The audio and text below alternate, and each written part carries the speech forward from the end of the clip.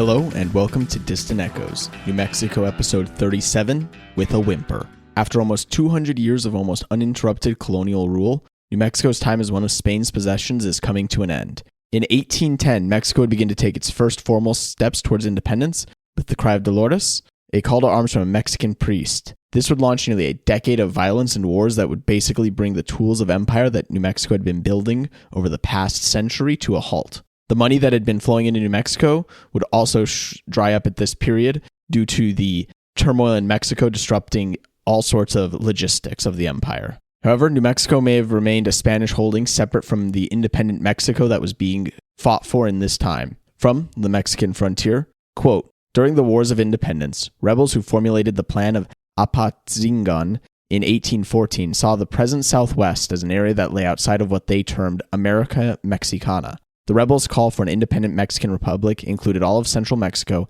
and went no further north than Sonora, Durango, Coahuila, and Nuevo Leon, end quote. New Mexico itself played little part in these wars of independence, and while there were surely some who welcomed the cause and supported Mexican independence and the open to trade routes to foreign countries, through routes like the Santa Fe Trail, which promoted trade between New Mexico and the United States, overall, in New Mexico, the news of Mexican independence was met with apathy rather than adulation. When ordered, they would celebrate, but otherwise there were not spontaneous celebrations at the arrival of the news. We're now at a point in New Mexico's history where I'll have to step outside of it frequently, mostly to talk about Texas, California, and the Yucatan Peninsula. In many ways, these will share similarities with what was going on in New Mexico in the Mexican period, and it makes for a good contrast and to show that these events were not just isolated to New Mexico. With independence secured, Mexico now had to go about the difficult process of nation building, an effort it would struggle with for essentially the entirety of the 19th century. An early concern for the new Mexican state was the interactions with foreign powers, the two most concerning being the Russians and the United States.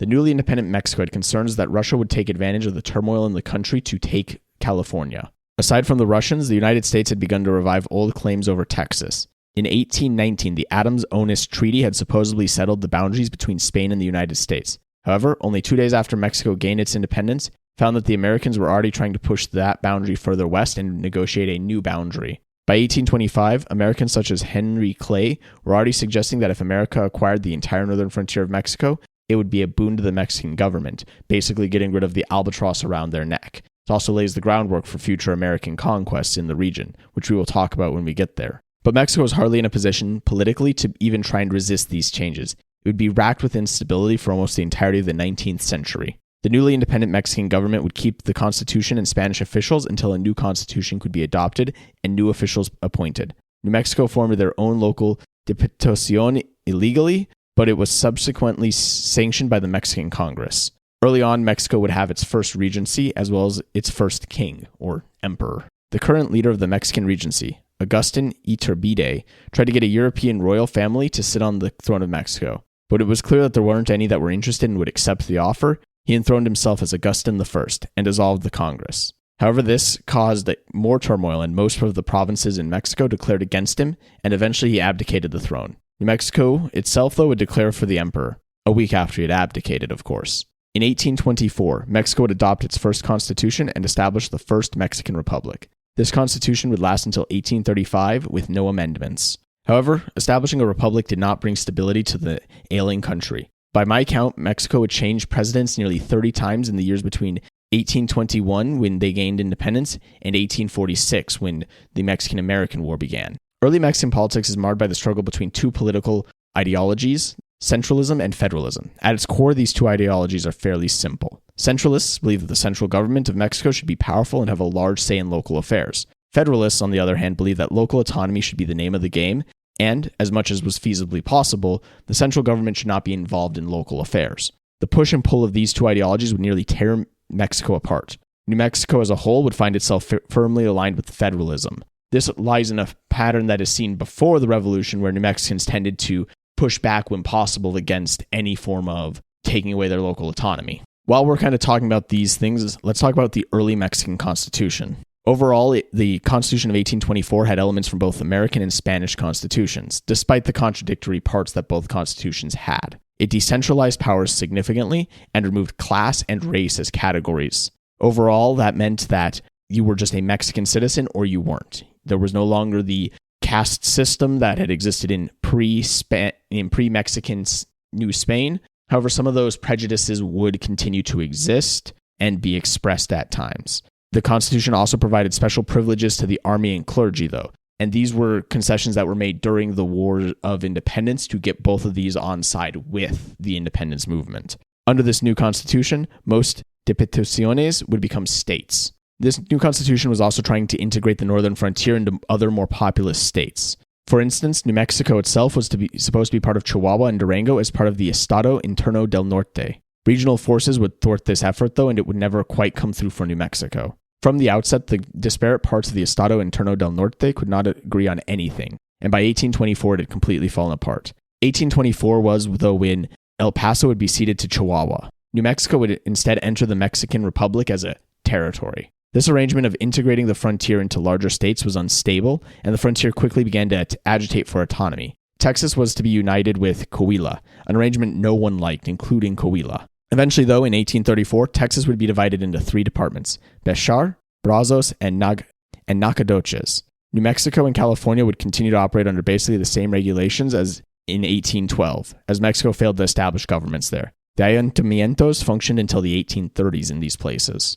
Overall, this arrangement did not work well on the frontier, as local governments lacked authority to enforce the law. It also meant that in different parts of the Mexican Republic, different laws were in effect, sometimes these laws being contradictory to each other. In 1831, New Mexico drew up a proposal to become the state of Hidalgo, but it was tabled. And on the frontier, in New Mexico especially, the Federalist promises of autonomy were never truly kept. Autonomy would also vary from region to region on the frontier. During this unstable time in Mexican history, military coups were the name of the game, and would also serve to further destabilize the republic. Mexican President Santa Anna would create a centralist regime and a new constitution in 1836. In it, he had 7 laws, which were only briefly enforced before the country further destabilized and swung back over to the Federalists. Between 1833 and 1855, there were approximately 36 different presidents, with an average term of 7.5 months between them. I know that contradicts my earlier number, but different lists give different numbers of presidents. In 1841, Mexico would begin to lay the groundwork for a new constitution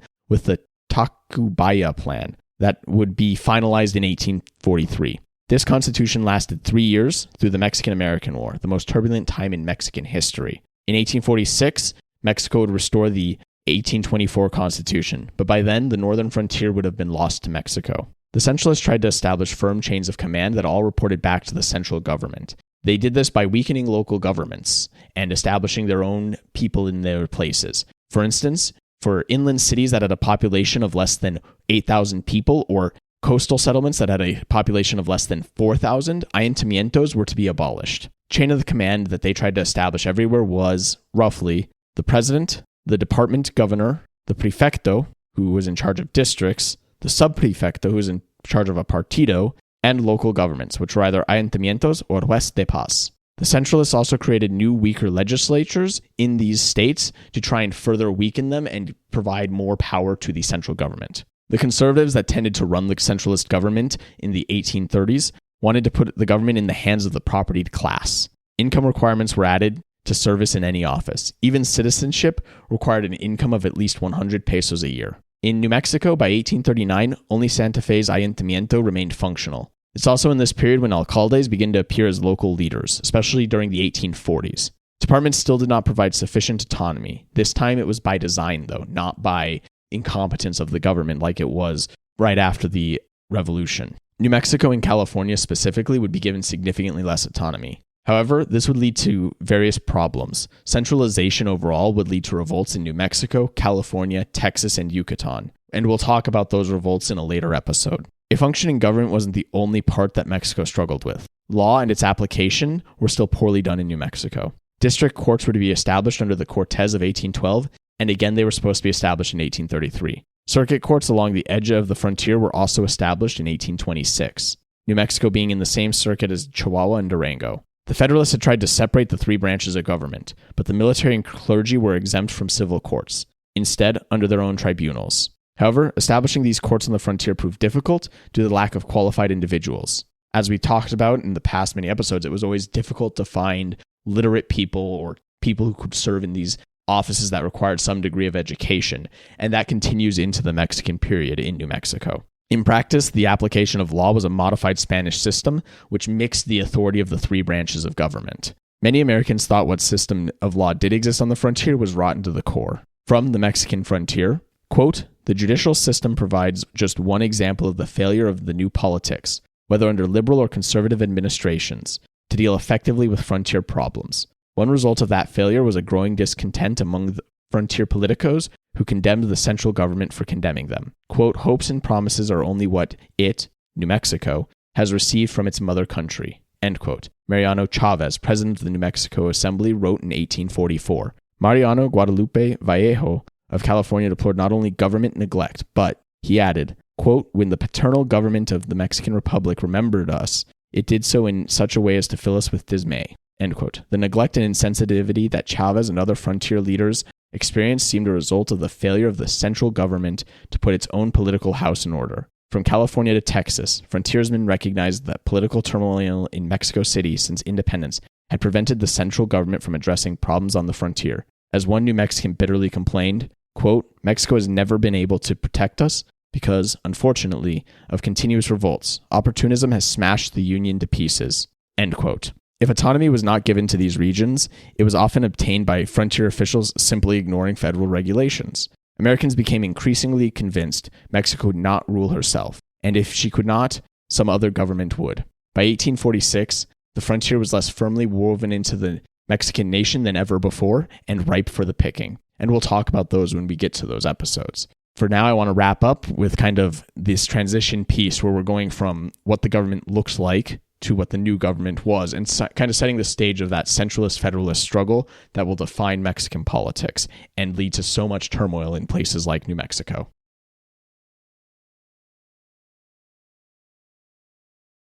If you enjoyed the show, please share it with your friends. Leave a review on your podcast app of choice if it lets you. Since I'm a Luddite and don't use social media, word of mouth and reviews are the only way the show spreads. We have a website located at engineeringfire.org. That's spelled engineeringfire.org, where I have a link in the header for podcast resources, including pictures, companion posts, my bibliography, and the transcripts of each show. We have an email you can submit comments and questions to at michael@engineeringfire.org. The intro music is Desperados by Frank Schroeder and sourced from filmmusic.io. The outro music is NeoWestern from Kevin McLeod of Incompetech. Links to all things mentioned are present in the show notes and at the website. Thank you all so much for listening, and I will see you in the next episode.